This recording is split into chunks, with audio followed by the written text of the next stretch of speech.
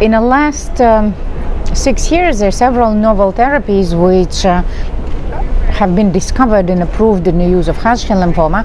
One is being Brentuximab Vedotin, which showed a very high activity in relapse setting as a single agent, and that based on which it was approved. So next question, of course, can we move it to the front line? And there was a phase 1 and 2 trial done at MD Anderson, where they started by adding Brentuximab Vedotin to ABVD.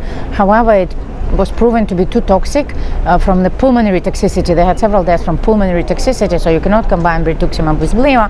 So they eliminated bleomycin and completed early trial with a small number of patients, but of Brentuximab Vedotin plus AVD. However, still with a very significant result. They had complete response rate above 90% and overall response rate 100%.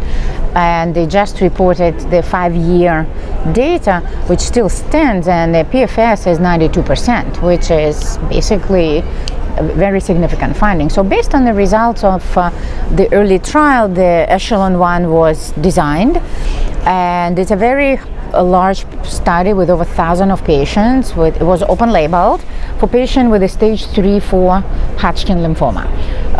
So the results of it is interesting. I think the results of the study is a beginning. It definitely showing the difference in modified progression-free survival in favor of AVD, being about 82% as opposed to 77% for ABVD.